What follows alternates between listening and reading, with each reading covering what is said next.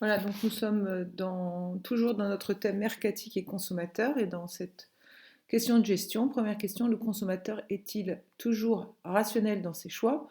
Donc on a vu l'acte d'achat et maintenant on va voir l'expérience de consommation dans un deuxième chapitre.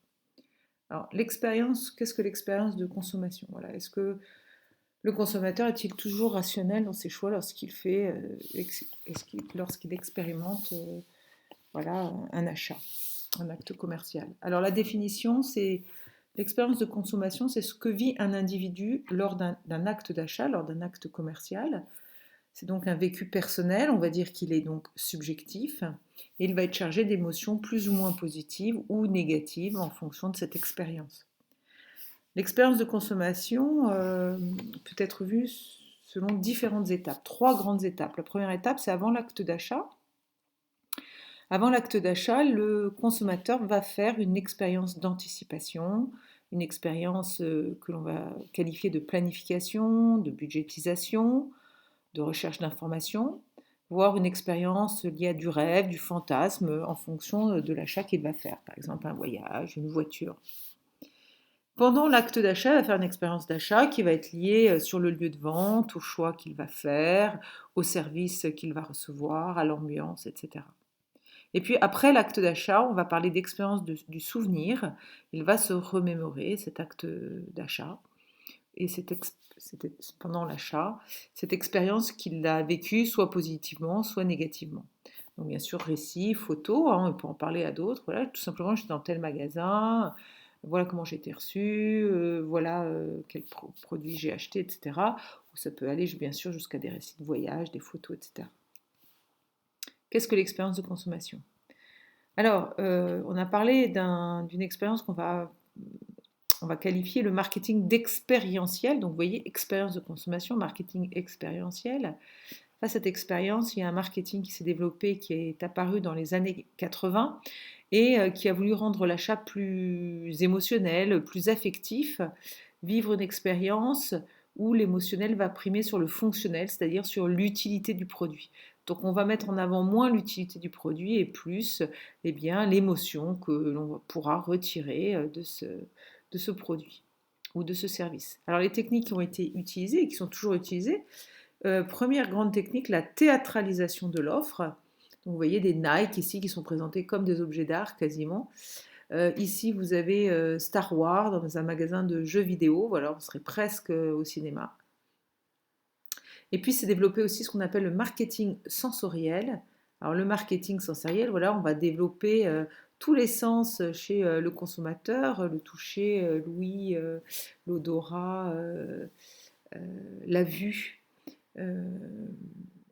Euh, regardez ici chez Lush, donc cosmétique, comment on a pu développer donc tous ces sens à travers un visuel extrêmement attractif. Je fait presque penser à des bonbons, on aurait presque envie de les manger. Et puis aussi des odeurs quand on rentre dans ces magasins-là.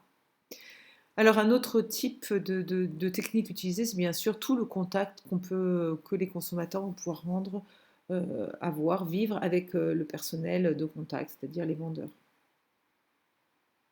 Alors maintenant qu'on a vu l'expérience de consommation, on va voir comment elle crée de la valeur. Alors, la définition de la valeur perçue, qu'est-ce que c'est que cette valeur perçue? C'est la valeur que revêt un produit ou un service dans l'esprit du consommateur. Perception de ce que le client finalement obtient, le bénéfice qu'il obtient pour ce qu'il donne, les coûts qu'il va devoir engendrer, donner pour obtenir ce bénéfice. Donc c'est la valeur qu'il perçoit d'un produit. Et donc d'un côté il y a des coûts, un certain nombre de coûts, d'un autre côté il y a effectivement un bénéfice. Et bien cette valeur, elle sera plus ou moins importante en fonction dans l'esprit du consommateur. Donc ça c'est vraiment un terme à retenir. Alors, les composantes de la valeur perçue, première composante, une valeur d'usage. Ce produit, eh bien, j'ai une forte valeur parce que tout simplement, il a une utilité très importante pour moi. C'est euh, extrêmement bien pour le besoin pour mon besoin. Il a une grande utilité, donc il a une forte valeur d'usage. La valeur perçue est très forte. Une valeur aussi hédonique, donc qui n'est pas liée à l'utilité du produit, mais au plaisir que j'en retire. Après tout, il ne m'apporte pas beaucoup d'utilité, mais j'en retire un tel plaisir qu'il a une forte valeur perçue. Ensuite, vous avez la valeur de signe ou d'image. Finalement, quelle image je renvoie avec ce produit? Je peux avoir une valeur perçue extrêmement importante parce que finalement, le produit que je mets, des Nike, voilà, c'est souvent aussi des objets de marque comme ça qui sont portés par un certain nombre de tribus, et sont extrêmement identitaires et permettent de renvoyer une certaine image de moi-même. Pour moi, c'est très important. Et donc, ces produits ont une certaine valeur dans mon esprit. Alors, on peut rajouter une quatrième valeur qui est la valeur de la relation au service, à savoir, j'ai eu un tellement bon contact, je trouve que c'est vraiment un lieu où je me sens bien quand je fais des achats, et donc il y a une certaine valeur de la relation au service. Voilà pour les composantes de la valeur perçue. Alors, les caractéristiques de la valeur perçue, cette valeur perçue est relative, elle va dépendre de l'exigence du consommateur.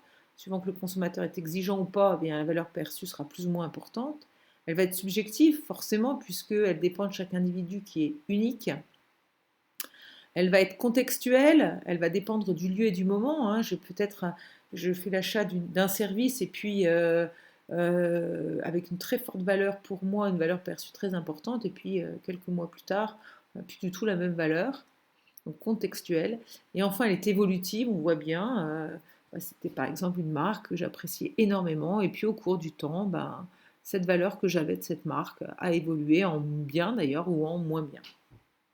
Donc relatif, subjectif, contextuel et évolutif. Ça dépend du contexte.